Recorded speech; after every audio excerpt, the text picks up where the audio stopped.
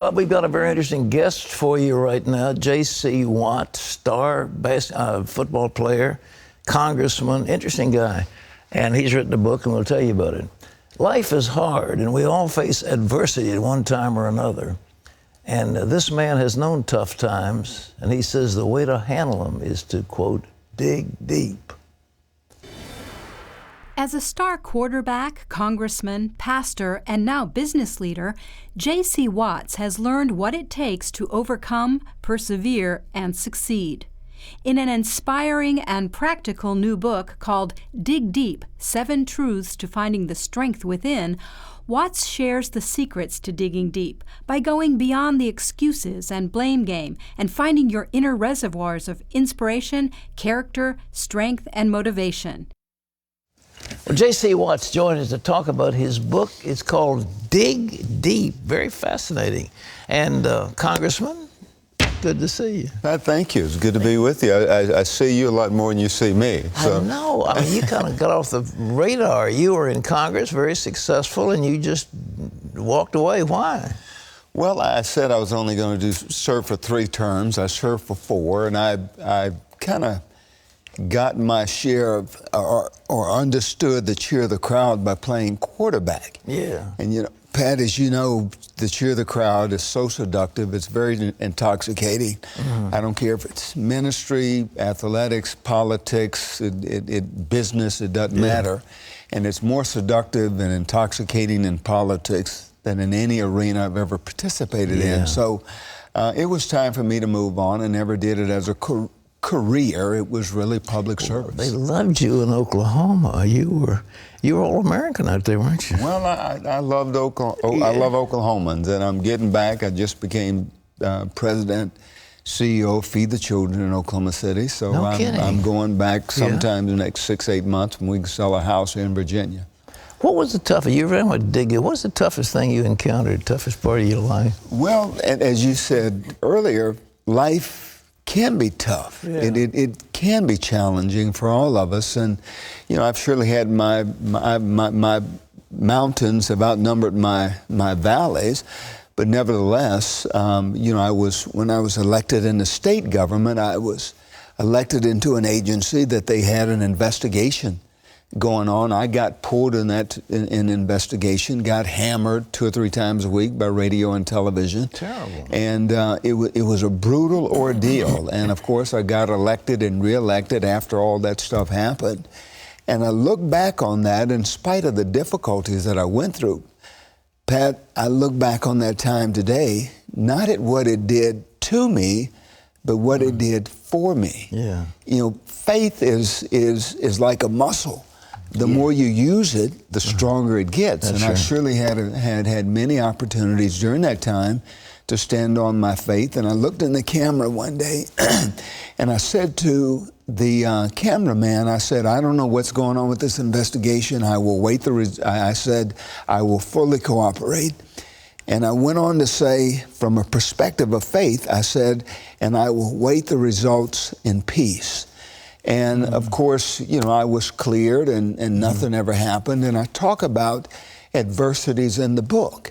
We all have them. And as my dad used to say, if you've not had one, just keep living. It'll come. It'll come. You know, it will come. So, well, you talk about standing on the shoulders of great men. Your model was Abraham Lincoln, and you were standing on his shoulders. How did that work? Well, you know, as has been said, if I could see further, I think George Bernard Shaw said, if I could see further, it's because I stood on the shoulders of giants. Abraham Lincoln, I mean, Pat, the courage that it took him to fight against slavery and sign the Emancipation Proclamation, fight for the 13th Amendment. I stand on his shoulders. I stand on the shoulders of Reverend King and the Civil Rights Movement. I stand on the shoulders of, you know, high school football coaches and people that sowed into my life. And, you know, I've had red, yellow, brown, black, and white men and women sow into my life. And I stand on their shoulders today, considering where I am. Many times I could have quit. I wanted to quit. I drank from the cup of victimhood and it tastes oh so good sometimes. Tell us about that victimhood thing. Well, we all like to drink from the cup of victimhood. Yeah. You've done it, I've done it, we all have done it because it tastes good.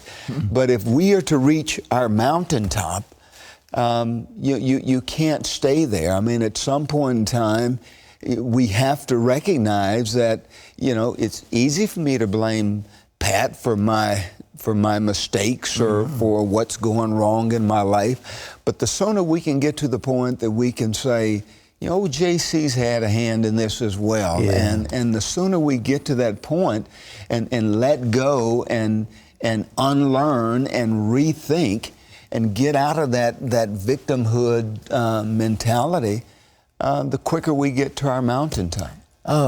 You are a person of color, and you lived in a state that was somewhat southern. You were a hero out there. Were you having any problem with racism?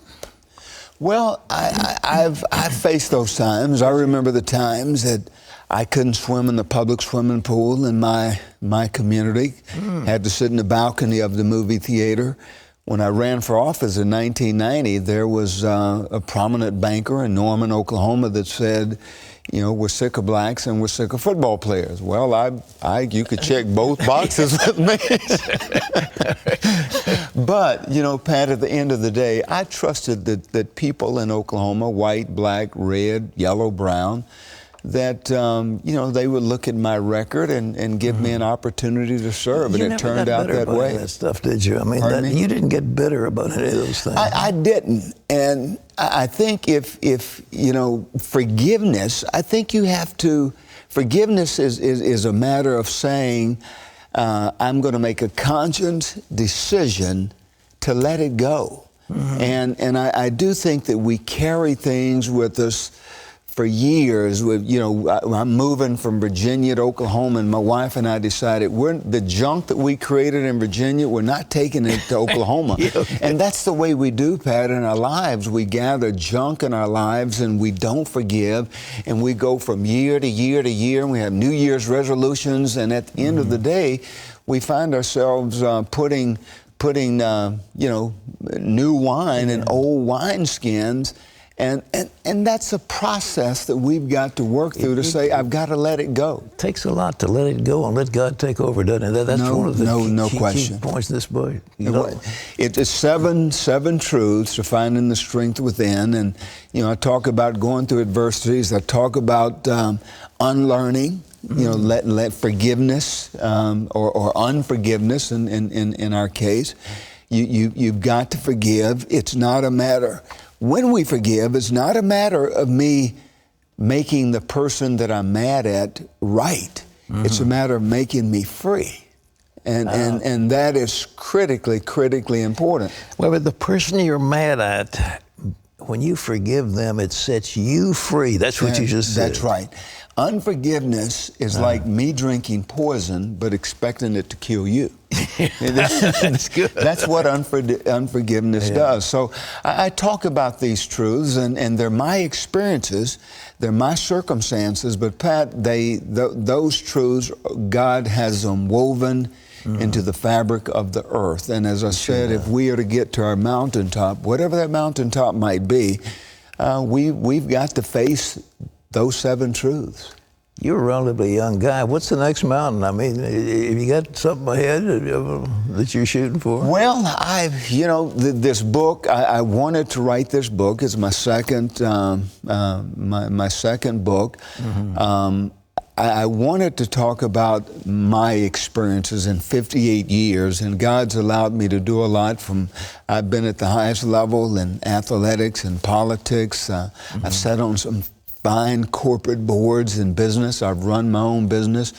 Now the new challenge with Feed the Children. So, I'd like to take all that I've learned and go and help feed the children, go to the next level and be at the tip of the spear in dealing with poverty and hunger and transformation. So that's my next challenge. Are you running the national Feed the Children or just Oklahoma? I mean, is it the whole country? It's national and international. About 80% of our resources are deployed here in the United States, but we're in 10 countries in Africa and the Philippines and, big and organization. Haiti. So you're president of the whole thing. President CEO, that's correct. Amen. That's correct, yeah. J.C. Watts, ladies and gentlemen, dig deep, 7 truths to finding the strength within.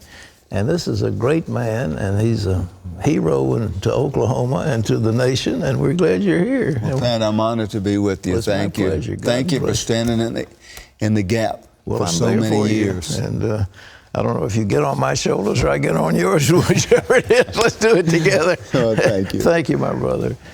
Well, JC is going to be one of the featured speakers today, or the featured speaker in our week of prayer at the chapel. And you can join us online, so you'll hear what he's got to say in detail. That's cbn.com at noon East Coast time.